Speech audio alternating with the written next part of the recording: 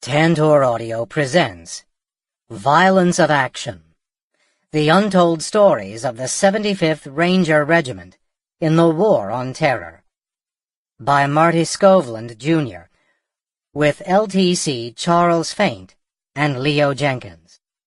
Narrated by Paul Boehmer, Sean Crisden, and Emily Duranty. Forward. The global war on terrorism forever changed the way the world views Special Operations Forces, SOF. The 75th Ranger Regiment is a small but essential part of the elite fraternity of quiet professionals in the Special Operations community who have selflessly dedicated their lives to protecting the freedoms of others through service in the profession of arms. Throughout their history, the Rangers have demonstrated time and again that they have earned their reputation as one of the most elite light infantry units the world has ever seen.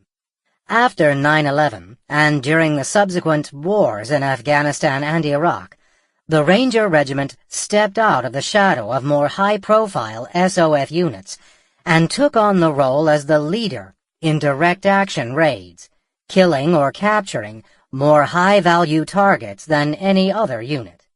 With deliberate and meticulous planning, small numbers, and a great mission set, members of the 75th Ranger Regiment have proven that whether the enemy must be killed from land, sea, or air, that they can and will do it, and do it better than anyone else in the world.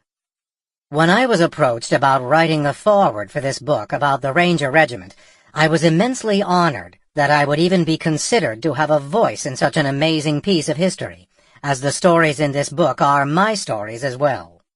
During my time in the military, I was fortunate to serve in the 2nd Ranger Battalion, 75th Ranger Regiment over the course of 5 combat deployments, working in every position from rifleman to fire team leader and master breacher. I cannot say enough about the men that I served with and the reverence that I have for those still serving in the unit. Although the accomplishments of the 75th Ranger Regiment have only been recognized in a few media productions, the bravery that emanates from these men on a daily basis more than deserves to be projected to the general public in this manner. I want to thank the humble men that have contributed to this book for sharing their personal stories. Moreover, it humbles me to know that these men are sharing their stories not for social or professional recognition, but rather showing reverence for their fellow Ranger brothers and enlightening the world to the many sacrifices that occur daily, unknown to so many. In a normal, assertive Ranger manner, may I divulge my conclusion quickly. Thank you, brothers, for your selflessness, your humility, and telling your stories, which are a crucial part of modern-day history. I am thankful for many things in life, but high on the list was being able to serve with the men of the 75th Ranger Regiment. Godspeed, and Rangers lead the way. In memory of Staff Sergeant Ricardo Barraza and Sergeant Dale Bream. Matt Best, former 275 Ranger and President of Article 15 Clothing. Preface. The more you lose yourself in something bigger than yourself, the more energy you will have. Norman Peale.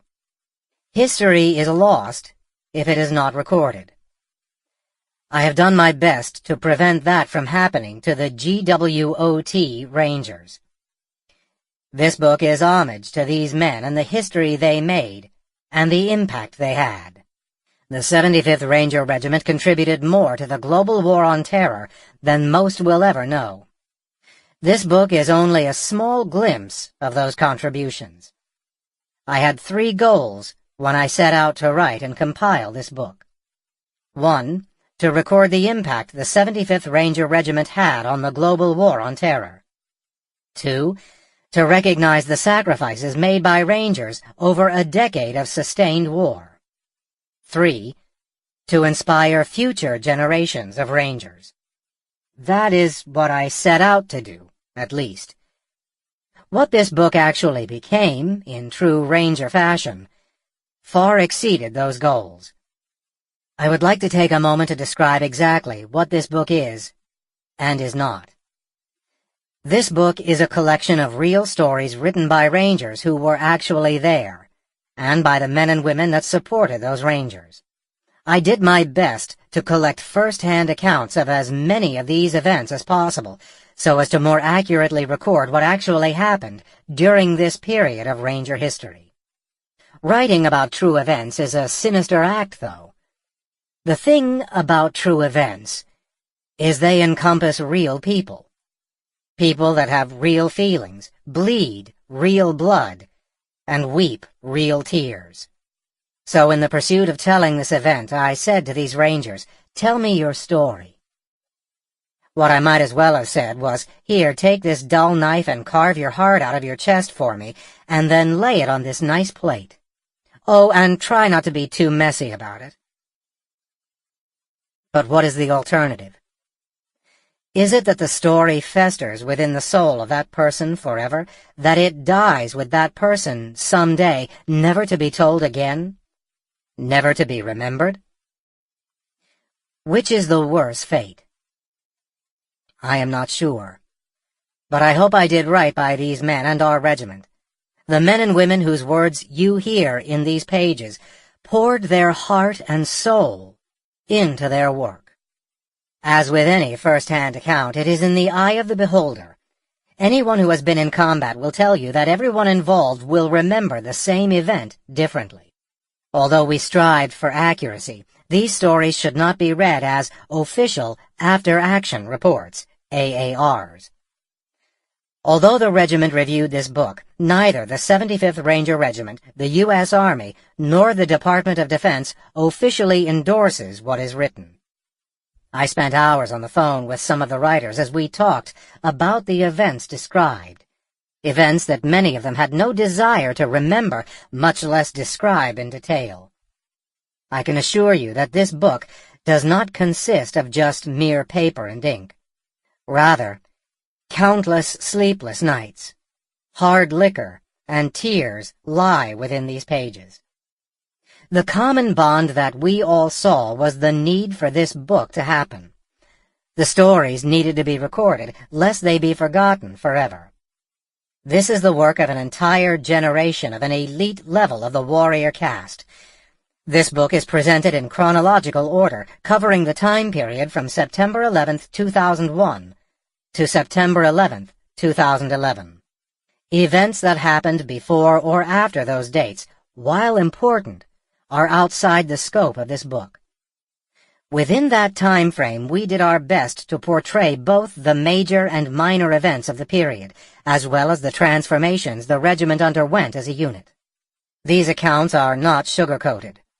Rather, they are raw, and told without regard for political correctness, romantic notions of combat, or anyone's feelings on what war should be. In an attempt to paint a complete picture, we included vignettes from a few people who were not Rangers, but were relevant and very much a part of the Ranger story. This book is not a political commentary of the events of this time period. We do not have an axe to grind and have no intention of expressing our personal feelings on anything outside the scope of a Ranger mission. This book is not a description of the selection process to get into the Ranger Regiment. This book does not cover the long and storied history of the Ranger lineage. There are a variety of other great books that go into incredible detail about those events. Finally, this book is not a tell-all, an exposé, or the book that the 75th Ranger Regiment does not want you to read. This book was written with paramount attention paid to operational security and personnel security. Many of those who contributed to this book are still out doing the work so few others can or will do. With this in mind, I changed all the names in all of the stories, with the exception of public figures and those who explicitly granted permission. I also included the real names of the fallen, so as to ensure their names live on, and that their heroic actions are known to everyone who listens to this. This book contains stories that have been told countless times in the barracks room, on the battlefield, and at the backyard barbecue. But they have never been heard by the public before now. As such,